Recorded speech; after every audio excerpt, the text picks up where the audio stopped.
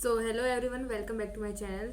आज की वीडियो बहुत ही खास इम्पॉर्टेंट होने वाली है क्योंकि आपने इतने दिनों से बहुत सारे क्वेश्चंस मुझसे पूछे थे and I was unable to answer those questions. सो मैंने सोचा एक वीडियो बना देते हैं। एंड द मोस्ट इम्पॉर्टेंट जिस चीज़ का आपको इतने दिनों से इंतज़ार था, that is your IPU forms, वो रिलीज़ हो चुके हैं।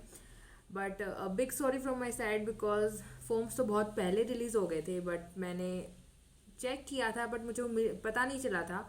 अब जैसे ही मुझे पता चला तो मैंने अर्जेंटली एक वीडियो बना दी है आप सबके लिए। तो आप लोग इस वीडियो को पूरा एंड तक देखना, इसमें आपके सारे डाउट्स क्लियर हो जाएंगे। ठीक है, तो फालतू टाइम वेस्ट ना करते हैं, वीडियो को स्टार्ट करते हैं। फर्स्ट ऑफ ऑल, जो IPU के फॉर्म रिलीज हुए थे वो हुए थे 19 March 2023 and the closing date for the forms are is 30 April 2023।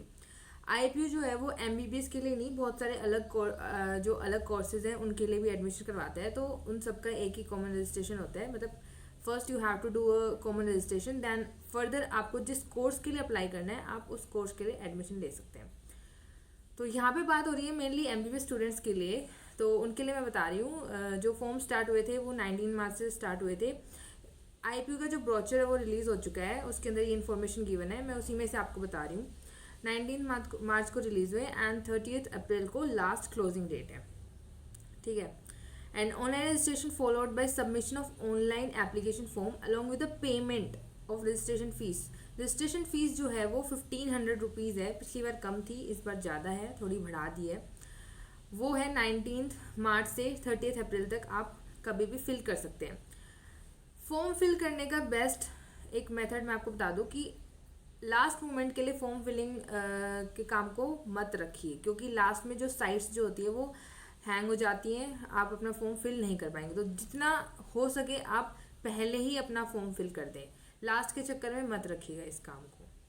ठीक है, उसके बाद फर्दर काउंसलिंग जो होगी वो MBBS में आपको पता ही है नीट के बेसिस पे एडमिशन होगा। IPU के अंडर जो कॉलेजेस आते हैं उनके अंदर भी नीट के बेसिस पे ही एडमिशन होता है। तो वो फर्दर रिजल्ट आएगा, उसके बाद काउंसलिंग प्रोसेस स्टार्ट होगा, तो उसके लिए अलग से नोटिस आएंगे, तो उसका भी हम कोई बात नहीं करने वाले। अभी जो इम्पोर्टेंट टास्क है हम उस पर बात करेंगे।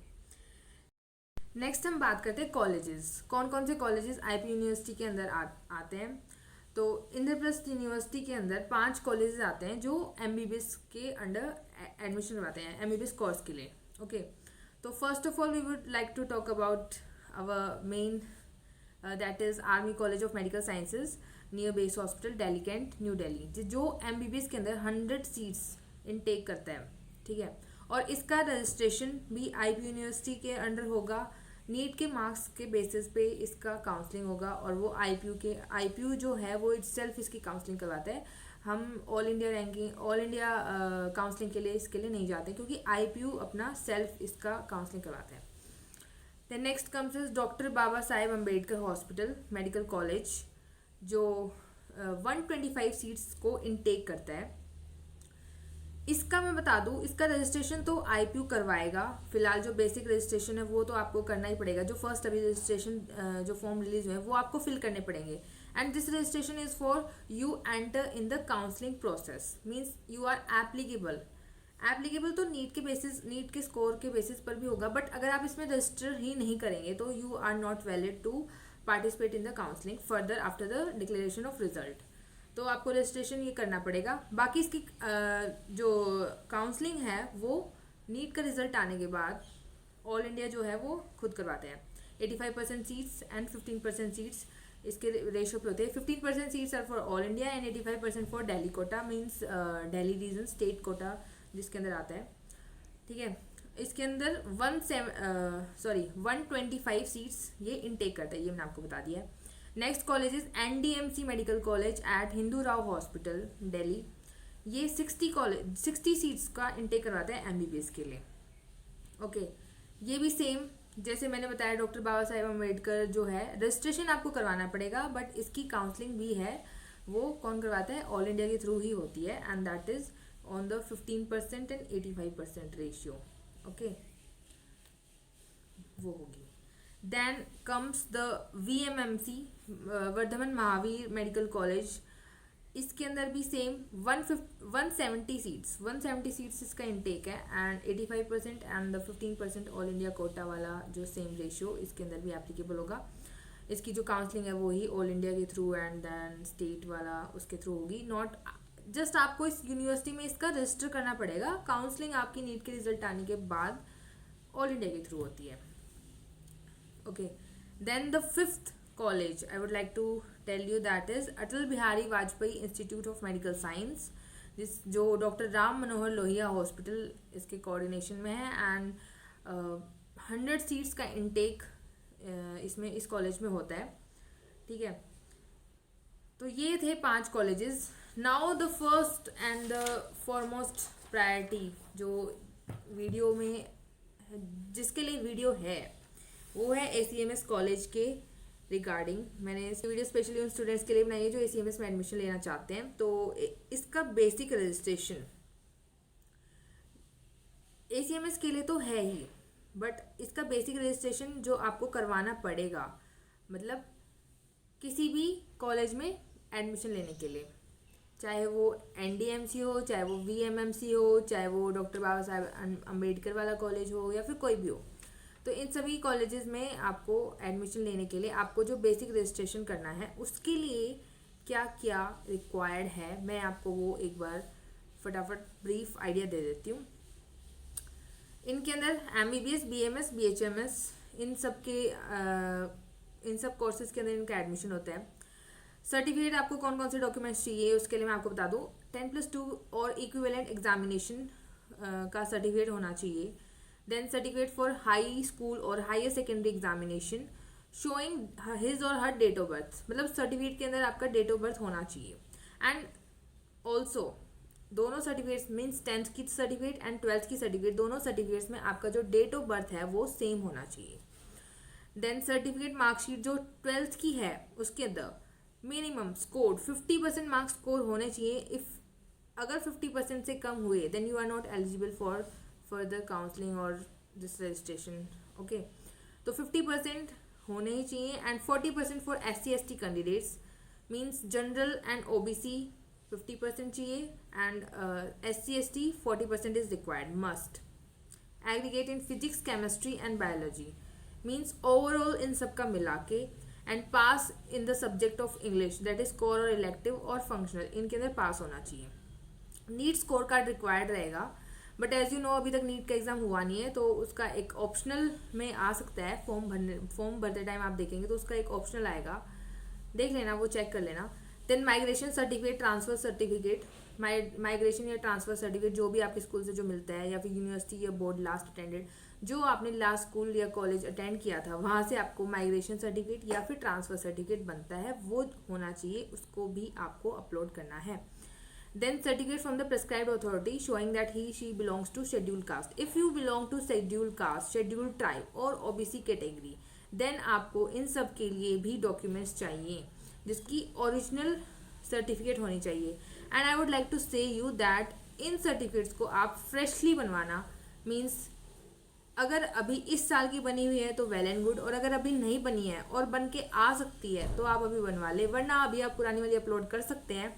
But after your NEET exam just आप जैसे ही नीट का एग्जाम हो आप वैसे ही अप्लाई कर देना न्यू सर्टिफिकेट्स के लिए, क्योंकि इन सर्टिफिकेट्स में क्या रहता है कि ये कुछ टाइम के लिए ही वैलिड रहती हैं और फिर बाद में जो ऑनलाइन एप्लीकेशन हम फॉर्म करते ऑनलाइन फिल करते हैं फॉर्म कोई भी, तो फिर वो उसको अपलोड नहीं होने देते, अपलोड होता नहीं है वो डॉक्यूमेंट, क्योंकि वो उसको बोल देते हैं कि ये काफ़ी साल पुराना है या फिर उसका एक टाइम पीरियड होता है पर्टिकुलर 6 मंथ का, तो वो तब अगर वो अंडर 6 मंथ का न्यू फ्रेशली बना हुआ है तो वो ले तो अपलोड हो जाता है, वरना वो अपलोड नहीं होता। तो अभी तो शायद हो जाएगा अपलोड, बट नीट के एग्ज़ाम के बाद जब आप काउंसलिंग में जाएंगे तो कोई इशू ना हो उसके लिए better you have a preparation, तो आप पहले ही अपना एक फ्रेश सर्टिफिकेट अपने साथ बनवा के रखिए। तो नीट के एग्ज़ाम के बाद तुरंत बनवा लेना, अभी पैनिक करने की जरूरत नहीं है। अभी आपके पास जो है ये तो होता ही, अगर नहीं है तो अभी भी बनवाने को आप दे सकते हैं, और अगर है तो जो है वो ही अपलोड कर देना, अपलोड करने में आप कर सकते हैं। The next any other document may be asked for by the university और कॉलेज। जिस कॉलेज के लिए आप अप्लाई कर रहे हैं उन कॉलेजेस का अलग अलग हो सकता है, कोई कॉलेज कुछ और डिमांड करे, कोई कॉलेज कुछ और सर्टिफिकेट मांगे, तो उस सर्टिफिकेट उस कॉलेज के हिसाब से आपके डॉक्यूमेंट्स, एक दो डॉक्यूमेंट्स वेरी कर सकते हैं, बाकी these are the basic documents जो चाहिए ही चाहिए, हर कॉलेज में एडमिशन लेने के लिए चाहिए। ठीक है, यू आर रिक्वायर्ड। देन मैंने आपको ये बता दिया। Then now it's turn for ACMS college. ACMS college में एडमिशन लेने के लिए, जिसके लिए बहुत सारे बच्चे वेट कर रहे हैं कि मैं उस पर वीडियो बनाऊं, तो अब ये वीडियो आ गई। अब आप ध्यान से सुन ले कौन कौन से डॉक्यूमेंट्स चाहिए। First I would like to tell you the applicants must fall into one of these following categories for to be eligible for taking admission in ACMS. Okay, eligibility देखो बहुत सारे टाइप से होती है। मार्क्स के type से तो है ही, आपको नीट में स्कोर करना ही पड़ेगा। देखो नीट की एलिजिबिलिटी क्या है, आपको बेसिक पासिंग स्कोर, जो पासिंग परसेंटाइल होता है, वो आपको कट ऑफ के, कॉलेज की कट ऑफ नहीं, जो नीट का जब रिजल्ट आता है तब जो कट ऑफ जो आता है उसका कट ऑफ आप पास करेंगे तभी आप किसी भी काउंसलिंग में पार्टिसिपेट कर सकते हैं। देन अलग से कॉलेज की कट ऑफ जाती है। उसके अलावा जो डॉक्यूमेंट्स हैं वो डॉक्यूमेंट्स आपके पास होने चाहिए। अगर वो नहीं होंगे आपके पास एक भी डॉक्यूमेंट, अगर एक भी डॉक्यूमेंट में एरर आ जाता है तो फिर प्रॉब्लम आती है एडमिशन होने में। ठीक है, तो आपको ऐसी प्रॉब्लम से बचने के लिए ही हम वीडियो बना रहे हैं, ताकि आप देखें, आप अपने वो जो प्रॉब्लम्स आ रहे हैं रास्ते में उनको दूर से ही टाटा बाय बाय कर दें। तो वही ACMS कॉलेज के लिए कौन कौन सी कैटेगरीज में आप होने चाहिए तभी आप एलिजिबल होंगे, क्योंकि आर्मी का कॉलेज है ना, तो ऑब्वियसली कुछ कैटेगरीज हैं, कुछ शर्तें हैं जिनके अंदर जिनको आपको माननी पड़ेगी। अगर आप पे वो लागू होती हैं तो ही आप एडमिशन ले सकते हैं। तो इसमें IPU के ब्रोचर में 3 दे रखे हैं, 3 पॉइंट्स दे रखे हैं, मैं आपको बता देती हूँ। Children of serving army personnel with minimum 10 years continuous service in the army means जिन बच्चों के पेरेंट्स मिनिमम 10 years की सर्विस करके आए हैं आर्मी में, वो इसके लिए एलिजिबल हैं, वो इसके अंदर अप्लाई कर सकते हैं। Second point, children of ex army personnel granted awarded regular pension, family pension, liberalized family pension or disability pension at the time of their superannuation, demise, discharge or release. Invalidment medical board. This includes children of recruits medical boarded out and granted disability pension. अब उसमें बहुत सारे words आ गए हैं। तो जो बच्चे जिनके पेरेंट्स एक्स आर्मी पर्सनल हैं, मीन्स जिनके फादर आर्मी से रिटायर हो गए हैं और उनको रेगुलर पेंशन मिलती है, दे आर एलिजिबल। जिनको फैमिली पेंशन मिलती है, दे आर एलिजिबल। एंड जो किसी डिसेबिलिटी के कारण दे हैव बीन रिटायर्ड, तो वो भी इसके लिए एलिजिबल हैं। ठीक है, और किसी मेडिकल इशू के वजह से उनको आर्मी को लीव करना पड़ा था, तो वो भी एलिजिबल है। Okay, then the third point is children of ex-army personnel who have taken discharge or been released after 10 years of service. और जिनके पेरेंट्स 10 years की सर्विस करने के बाद या तो सेल्फ रिटायर्ड हुए हैं, या फिर वो जनरली एक होता है ना आर्मी का इतना टाइम पीरियड होता है, इतने करने के बाद एक रिटायरमेंट एज आती है, तो वो वैसे रिटायर हुए हैं। मतलब मिनिमम 10 years की सर्विस तो आपके पेरेंट्स ने दी हो तभी आप एलिजिबल हैं। Okay, then the next point here comes is adopted stepchildren and children of remarried widows. तो कौन इसके अंदर 2 पॉइंट्स दे रखे हैं, इसमें कौन कौन से एलिजिबल हैं। adopted children of army personnel if adopted at least 5 years prior to seeking admission. Means अब आप एडमिशन लेना चाह रहे हैं और आप एक adopted child हैं of army personnel, मीन्स आपके जो पेरेंट्स थे वो आर्मी के थे and now you have been adopted, तो आपको एटलीस्ट 5 years पहले अडॉप्ट किया जाना चाहिए था इस साल एडमिशन लेने के लिए। This is a minimum time period required, 5 years of being you to be adopted. Then the next point is stepchildren are eligible provided they are born from a wedding where at least one parent belong to the army and who is otherwise eligible. Eligibility criteria in special cases. कौन कौन से special cases आते हैं। Children of army medical dental corps officer presently serving in navy और air force who have served in army for at least 10 years. तो वो children जो army medical या डेंटल कॉर्प्स मीन्स जिनके पेरेंट्स आर्मी में हैं एंड द मेडिकल डिपार्टमेंट में काम करते हैं, वो वाले चिल्ड्रंस जिनके पेरेंट्स सर्विंग इन नेवी और आर्मी प्रेजेंटली अभी तो वो नेवी एंड आर्मी में सर्व कर रहे हैं, but sorry navy and air force में सर्व कर रहे हैं, बट भी एलिजिबल हैं. Then the next point is children of APS personnel classified as ex-servicemen as per Government of India, Ministry of Defence, letter number this dated 19 July 18, ये जो भी है. तो जो जिनके पेरेंट्स APS पर्सनल क्लासिफाइड हो रखे हैं by the government of India और वो एक्स सर्विसमैन हैं तो वो भी एलिजिबल हैं. Children of APS personnel who are on deputation and who have put in 10 years of service in the army. Minimum मैंने जैसे बताया 10 years of service तो होनी ही चाहिए, चाहे आप सेल्फ रिटायर हुए हो, मतलब सेल्फ आपने आर्मी लीव करी है किसी भी रीज़न के कारण, या फिर आप रिटायर हुए हो, तो मिनिमम 10 years की आपकी आर्मी के अंदर सर्विंग होनी चाहिए. Then children of APS personnel who are directly recruited into APS and completed 10 years of service and who are, as per the terms and conditions of service, retired from APS without reversion to P&T department after completing their minimum pensionable service, of which 10 years was in the army. And the 2 points are left. Children of members of MNS who have 10 years service as regular members of MNS or are in receipt of pension from the army. MNS military nursing services होती है, तो उसके अंदर भी अगर आपके parents ने minimum 10 years की सर्विस की है, one of your parents, then you are also eligible. Children of TA personnel who have completed 10 years of embodied service, same जिनके पेरेंट्स TA पर्सनल हैं और उन्होंने 10 years की सर्विस करी तो वो भी एलिजिबल हैं.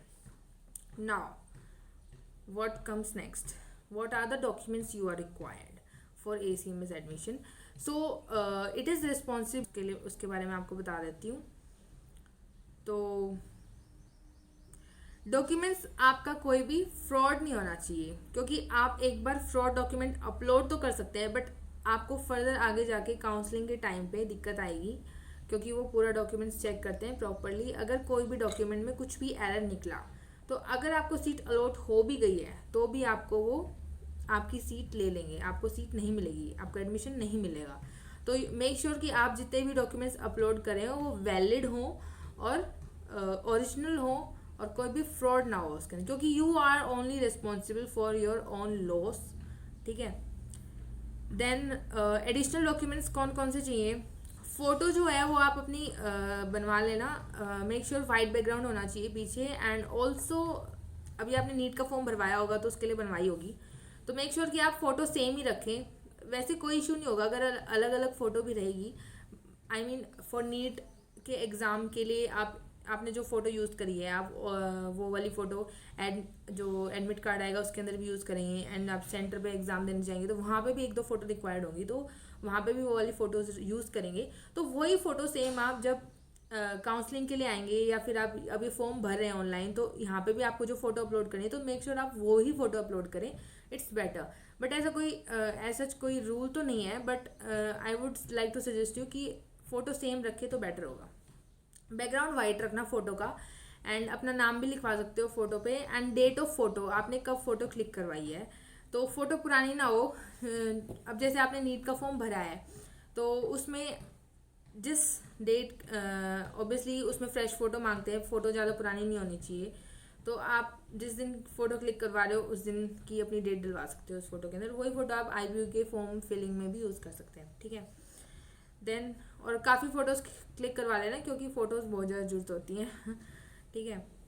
Then additional documents required, original तो चाहिए ही, प्लस उनकी फ़ोटो कॉपीज़ भी चाहिए. And photo copies make sure कि आप अपने फ़ोटो कॉपीज़ जो आपकी होंगे आपके डॉक्यूमेंट्स की, आप उनको सेल्फ अटेस्टेड रखें. Then proof of eligible category, submit certificate as applicable. And original and photo copy of PPO, service record और डिस्चार्ज बुक. देखो यहाँ पे ना 2 कैटेगरीज आती है. जिनके पेरेंट्स अभी भी सर्व कर रहे हैं उनके लिए डॉक्यूमेंट्स थोड़े अलग हो जाते हैं, एंड जिनके रिटायर हुए हैं उनके डॉक्यूमेंट्स अलग हो जाते हैं. ठीक है. तो जो आप उसमें फिल करेंगे वही आप उसमें पूरा आएगा. अभी आपसे नहीं मांगा जाएगा, वैसे अभी डॉक्यूमेंट्स तो सेम ही रहेंगे, but at the time of counselling तब आपके डॉक्यूमेंट्स अलग हो जाते हैं. जैसे स्लैश करके दिया service record and discharge book. तो आई थिंक सर्विस रिकॉर्ड उनके लिए है जो जिनके पेरेंट्स अभी भी सर्व कर रहे हैं, एंड डिस्चार्ज बुक उनके लिए है जो रिटायर हो चुके हैं, जिनके पेरेंट्स रिटायर हो चुके हैं उनके पास डिस्चार्ज बुक होती है। Then identity card and a service certificate and dependent card. Dependent card आपका होता है जैसे ECHS card is the one dependent card. Then willingness certificate, ये सारी विलिंगनेस सर्टिफिकेट ये आपके काउंसलिंग के टाइम पे रिक्वायर होगी। देन एक और इम्पॉर्टेंट पॉइंट है जो इसमें लिखा हुआ है ब्रोचर में, children of air force, navy and paramilitary forces like CRPF, BSF, ITBF and CISF, Assam Rifles, GREF and DSC are not eligible for admission in ACMS against the seats reserved for wards, widows of the army personals. Means 100 seats are there for ACMS, जिसमें 78 seats are there for army category, not for defense, army category. तो इस army category के लिए, इस army category seat के लिए जो जो जो मैंने अभी नाम लिए उनमें जो बिलोंग करते हैं वो एलिजिबल नहीं होंगे, ठीक है। Then for the PWD category 5% seats are reserved horizontally in the non army wards, widows seats in every region and category. Eligibility shall be determined by as per the guidelines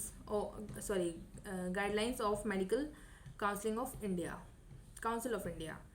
Then the next point is for the defense category 5% seats in the non-army wards or widows shall be reserved horizontally in the categories for non-army wards or widows seats may be and provided that if the seat reserved for defense category remains unfilled due to non-availability of eligible candidates under this category, the same shall be treated as unreserved of the particular category. So documents आपको कौन कौन से चाहिए मैं आपको एक बार revise करा देती हूँ। मेक श्योर 10th की सर्टिफिकेट किसी भी बोर्ड से हो सकती है, मिनिमम 50% मार्क्स आपके स्कोर होने चाहिए जनरल एंड OBC के लिए, एंड SC ST के लिए 40% मार्क्स मिनिमम एग्रीगेट मार्क्स हैं in the physics, chemistry and biology. Then 12th में भी ये 12th के लिए ही रूल है, मतलब 10th की सर्टिफिकेट होनी चाहिए, 12th के लिए मैंने आपको बताया 50% एंड 40% वाला। Then migration certificate, character certificate अभी आपको शायद अपलोड करने के लिए मांग ले, बट आप बनवा लो अभी, क्योंकि नीट का एग्ज़ाम भी बस होने वाला है, तो अभी आप बनवा लो, अगर मांगे तो अपलोड कर देना। Migration certificate, character certificate, then the army certificate में मेरे से बहुत सारे बच्चे पूछ रहे थे। आर्मी सर्टिफिकेट जो इसमें आपको डाउनलोड करना पड़ेगा IPU का ब्रोचर, उसके अंदर गिवन है। What is given I will मैं आपको बता देती हूँ।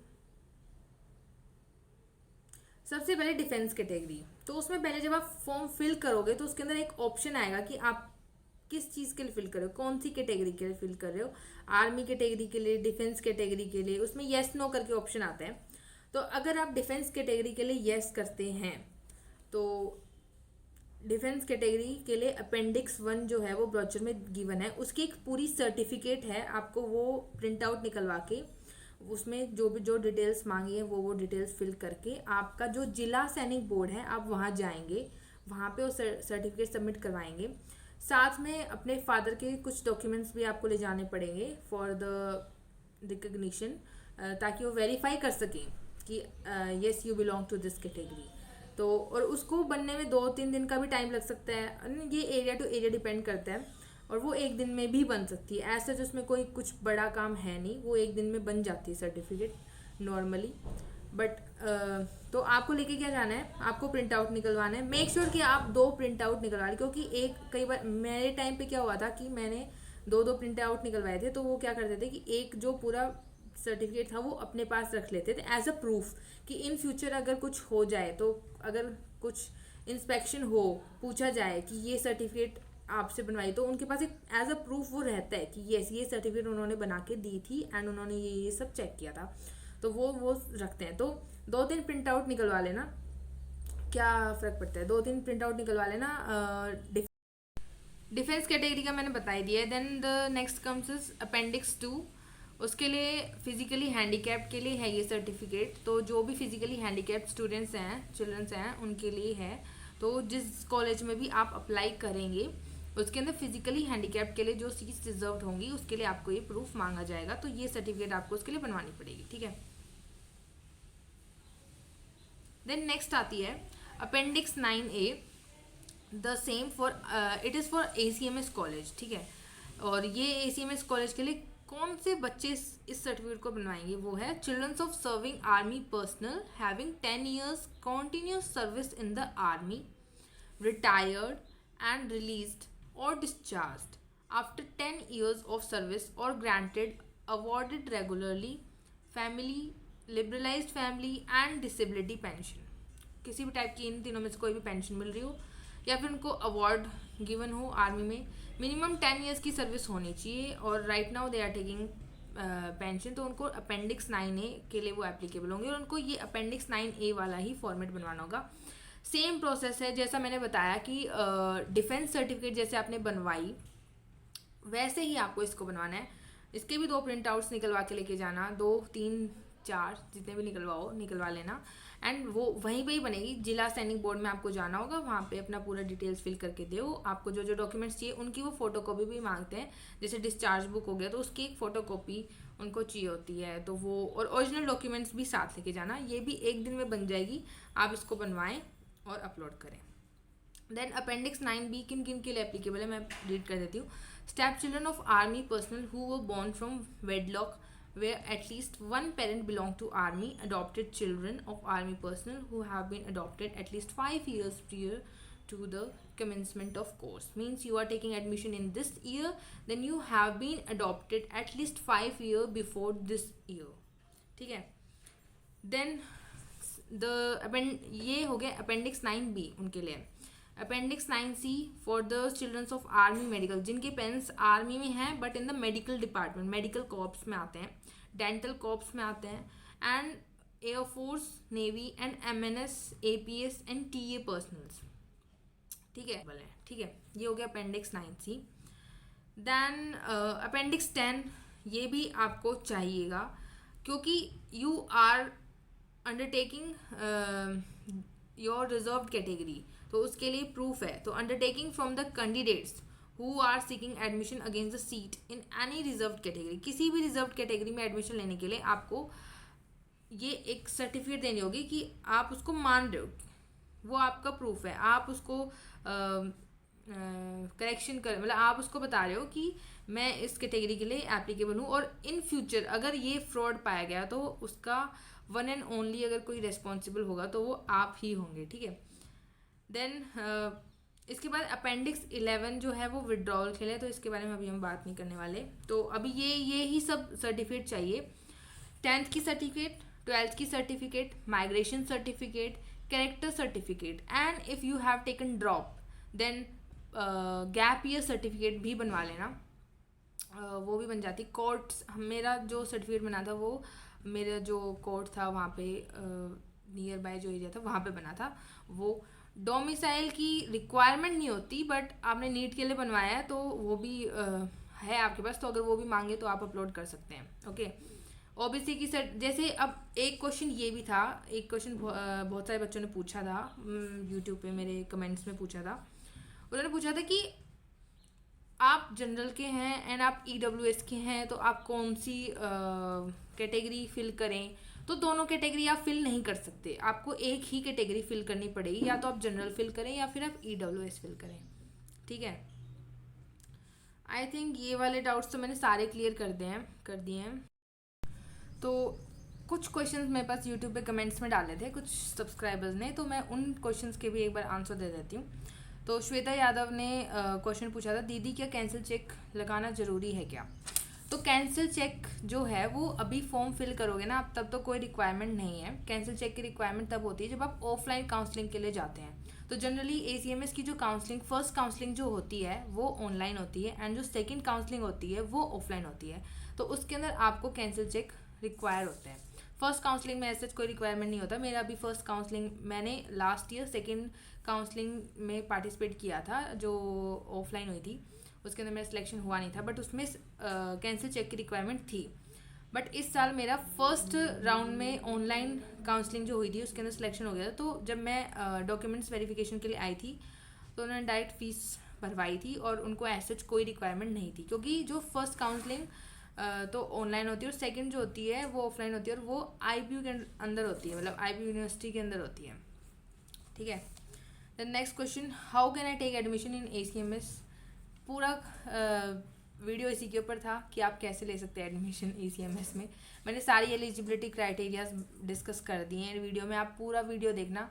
और जो जो एलिजिबल होंगे वो फॉर्म फिल करेंगे। अब ऐसे एलिजिबल हैं लेकिन फॉर्म फिल नहीं करे तो कोई फ़ायदा नहीं है। एलिजिबल हो, फॉर्म फिल करोगे। अभी जो रजिस्ट्रेशन है जिसकी 1500 फीस है वो फिल करो। देन आप नीट के बाद रिजल्ट आने के बाद तब फिर दोबारा से एक और रजिस्ट्रेशन होता है, उसको भी रजिस्टर करना पड़ेगा, तभी आप काउंसलिंग के लिए एलिजिबल होंगे, ऐसे नहीं होंगे। ठीक है। और आपको मैं अपडेट्स देती रहूँगी। देन एक और क्वेश्चन पूछा था किसी ने कि IPU वेबसाइट पर रजिस्ट्रेशन कैसे करना है। तो IPU वेबसाइट पे जब आप जाएंगे तो वहाँ पे आपको एडमिशन 2023 एंड 2024 के लिए एक दिखेगा। उस पर आप क्लिक करेंगे ना तो आपका एक बेसिक रजिस्ट्रेशन का फॉर्मेट आएगा जिसमें आपको लॉगिन, अगर आप ऑलरेडी रजिस्टर्ड हैं तो आपको उसमें लॉगिन करके एंटर करना होता है। अगर आप न्यू रजिस्टर हैं तो मतलब न्यू कैंडिडेट हैं तो फ्रेशली रजिस्टर करना है, तो उसके अंदर आपको नेम एंड जो वो पासवर्ड वगैरह वो सब मांगता है वो सब आपको फिल करना होता है। उससे आपका बेसिक रजिस्ट्रेशन हो जाता है। बेसिक रजिस्ट्रेशन करना पड़ता है, उसके बाद ही आप सेकंड स्टेप पे जाओगे। मींस अभी जो रजिस्ट्रेशन हो रहा है उसके अंदर भी 2 स्टेप है। पहले आपको बेसिक रजिस्ट्रेशन करना पड़ेगा, फिर आप अंदर एंटर करोगे। उसके अंदर कोर्स वाइज जो है एडमिशन, कोर्स वाइज अलग अलग एप्लीकेशन फॉर्म के कॉलम्स होंगे। तो आपको MBBS के लिए करना है जिसका कोड है 103, CET कोड 103 है फॉर MBBS। उसके अंदर जाके आपको जब आप फॉर्म फिल करोगे तब आपको उसमें एक कॉलम आएगा कौन से कॉलेज के लिए फिल करना है। तो अगर आपको VMMC के लिए करना है तो वहाँ पे VMMC फिल करेंगे, उसके हिसाब से फर्दर पेजेस खुलेंगे फॉर्म फिल करने के लिए। अगर आपको ACMS के लिए करना है तो उसके हिसाब से डिफेंस कैटेगरी, आर्मी कैटेगरी, ये वाले सारे कॉलम्स आते हैं। ठीक है। फीस रिक्वायर्ड फॉर रजिस्ट्रेशन अभी मैंने बताया 1500 रुपीज़ चाहिए। ठीक है। कट ऑफ क्या गया था, कट ऑफ के बारे में बहुत सारे क्वेश्चंस आ रहे हैं मेरे पास। कट ऑफ जो इस टाइम पे गई थी वो मेरे टाइम पे अभी जो लास्ट कट ऑफ गई है वो 587 मार्क्स गई है। लास्ट स्टूडेंट जो जिसका हुआ है वो 587 मार्क्स पे हुआ है और 587 पे भी सभी स्टूडेंट्स को नहीं मिला, कुछ स्टूडेंट्स को ही मिला है। मीन्स 26,600 समथिंग रैंक है। लास्ट ईयर जो एडमिशन हुआ था मीन्स 2021 में जो लास्ट स्टूडेंट जो आर्मी कैटेगरी से एडमिशन हुआ था उसके 583 मार्क्स थे, उसमें भी 27,000 समथिंग रैंक गई थी। तो अब आप देखेंगे रैंक थोड़ी बढ़ गई है। मीन्स लास्ट ईयर 27,000 रैंक गई थी, इस बार 26,000 समथिंग रैंक गई है। तो मार्क्स पे आप कभी फोकस मत करो, रैंक पे फोकस करो। रैंक जो है वो बढ़ती मतलब कम होती जा रही है। सिलेक्शन रेट लास्ट ईयर 27,000 थी, इस साल 26,000 है। तो इस टाइम पे मीन्स जब आप अभी नीट देंगे तो उस वक्त हो सकता है कि 25,000 चली जाए, 20,000 भी जा सकती है, क्योंकि 2 ईयर्स पहले 20,000 तक ही 19,000 समथिंग पे मिला था 600 मार्क्स पे जो स्कोर था। अभी 2 साल से थोड़ी सी कट ऑफ कम हो गई है तो 600 मार्क्स पे मिला था। तो आप मिनिमम 600 मार्क्स मान के चलो, आपको इतने तो लाने ही है अगर आपको इस कॉलेज में एडमिशन लेना है। ठीक है। एक ये क्वेश्चन पूछा था कैटेगरी एक ही भर सकते हैं, तो एक ये क्वेश्चन ये तो मैंने आपको बता ही दिया कि जनरल EWS करके अगर आप ऐसे हैं तो आप EWS फिल करें, it's a better option, better choice. All NEET के लिए भी और IPU के जो और कॉलेजेस हैं जैसे VMMC वगैरह इनके लिए भी। और रही बात ACMS की आर्मी कॉलेज के लिए, तो मैं उसके लिए आपको बता दूं जब आर्मी कैटेगरी आती है तो उसके अंदर जनरल, OBC, SC, ST कोई मैटर नहीं करता। It's just army category, all categories are equal under army category. तो means if you belong to army category then आपको आप SC से बिलोंग करते चाहिए, आप ST से बिलोंग करते हैं, आपके पास बस ये आर्मी कैटेगरी होनी चाहिए। तो ACMS कॉलेज के लिए सिर्फ आपके पास आर्मी वाली कैटेगरी होनी चाहिए। आप OBC के हैं, जनरल के हैं, कोई मैटर नहीं करता। 78 सीट्स जो हैं वो आर्मी कैटेगरी से फिल होती हैं। डिफेंस कैटेगरी की अलग सीट्स हैं, 12 सीट्स हैं। I am not sure about it, but I think 12 seats हैं, और कुछ सीट्स जो है वो सिविलियंस के लिए भी हैं, वो बहुत ही कुछ सीट हैं जो, और वो भी उनके लिए जो दिल्ली के हैं, जो दिल्ली कोटा से हैं, जिन्होंने 11th-12th अपनी दिल्ली से करी है, वो उनके लिए हैं। तो अभी हमारा main focus army, ACMS college army category के लिए है। तो मैंने आई थिंक सारी क्वेरीज क्लियर कर दी है। वीडियो थोड़ा डिले हो गया, but I think all of your questions has been cleared in this video. I hope आपने पूरी वीडियो एंड तक देखी होगी। पूरी वीडियो स्टार्टिंग से एंड तक ही देखो, एंड तक देखोगे तो ही आपके सारे डाउट्स क्लियर होंगे। अब आप बीच में स्किप करके चले जाओगे तो आपके डाउट्स क्लियर होना हो। जिन्होंने भी देखा, अभी भी किसी का कोई डाउट रह गया हो तो आप मेरे को कमेंट बॉक्स में क्वेश्चन पूछ सकते हैं, मैं उसका रिप्लाई करूँगी। और जिसने भी लास्ट तक वीडियो देखी उसको मेरी तरफ से थैंक यू। और जितना शेयर कर सकते हो, सब्सक्राइब तो आप खुद का एक बार ही कर सकते हो, तो जितना शेयर कर सकते हो इस चैनल को उतना शेयर करो। और लाइक बटन तो बनता है इस वीडियो के लिए I think. And thank you for watching. और कोई डाउट्स, और भी अगर आपके माइंड में कोई डाउट्स हैं तो आप please please please comment box में पूछें, मैं रिप्लाई करूँगी, ठीक है। Thank you for watching, bye.